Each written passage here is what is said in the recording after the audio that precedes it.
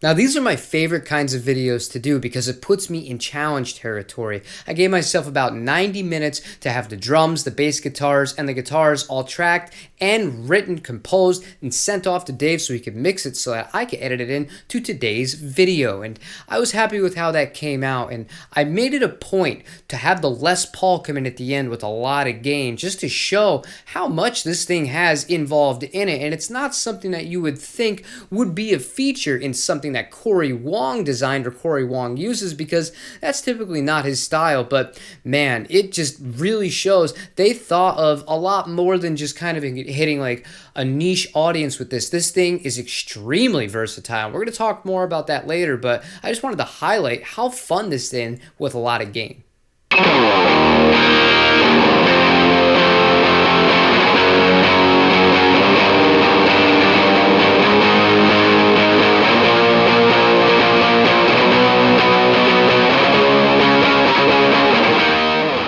Now, the majority of the time when I go out and I play live, I switch between a Fender single coil instrument and a Gibson humbucking instrument.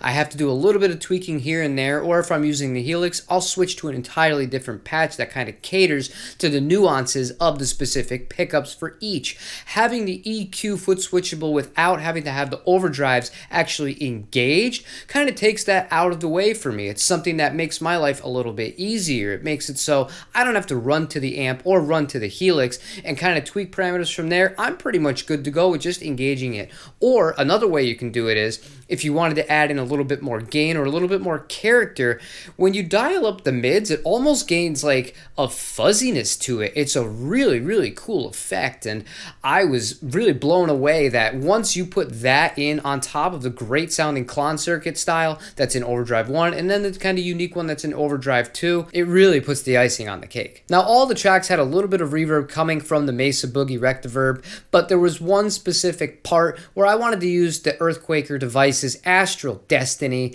and kind of do some triad work over the hook or the chorus line, if you will, for this little demonstration. Here's what that sounded like isolated.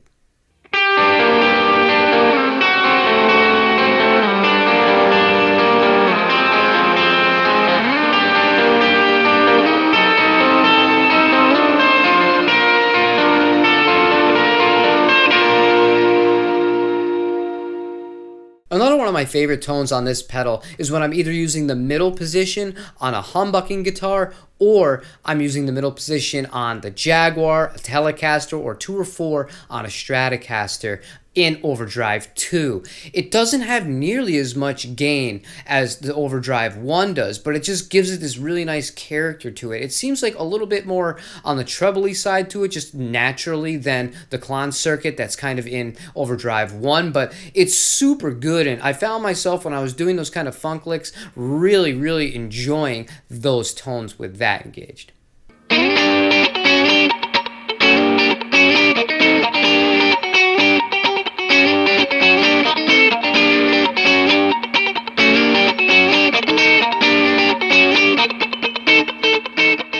when it's all said and done, my favorite part about this pedal has to be Overdrive 1, which is based on the Klon circuit. You can use it in a multitude of ways. Obviously, you can blend it in with the EQ. You can blend it in with channel 2 to have a really over-the-top tone. But just speaking on this by itself, you have so much tonal range. If you want to use it in kind of an always on scenario, you can have the gain rolled back to about 9 or 10 p.m. and you can use it in a way that I really like the JHS Morning Glory throwback. It adds a little bit of warmth, a little bit of character to your clean guitar tones.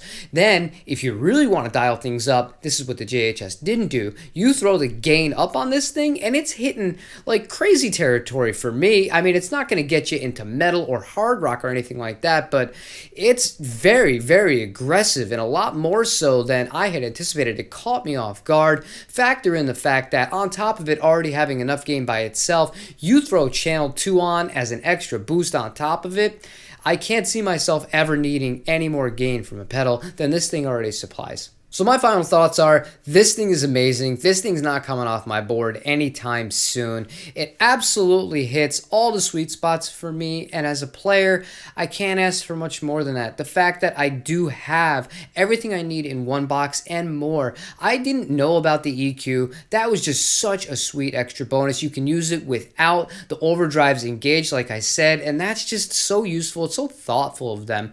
I would have figured that it would only be on when you have the overdrives on, or either or, but the fact that you can have it on independently of that just really, it's a great feature, and I wish more companies would be doing things like that to make these things just all the more versatile. However, that's all I have for you guys today. If you are interested in seeing the original version where it was just a straight up demo with no other instrumentation other than the guitars themselves, I go through a lot more of the tones and stuff like that. I just thought it was a little bit boring, and I thought this would be a good way to liven things up and really hear how it sounds in the context of the band, because at the end of the day, you can make a guitar sound great by itself, but if it doesn't sound great with the drums, pianos, guitars, bass, saxophones, whatever the hell you're playing with, what's the point? Thank you guys for watching all these videos. Like, comment, subscribe. Let me know what you think in the comments down below, and I will see you tomorrow for another guitar-related video. Take it easy, everybody.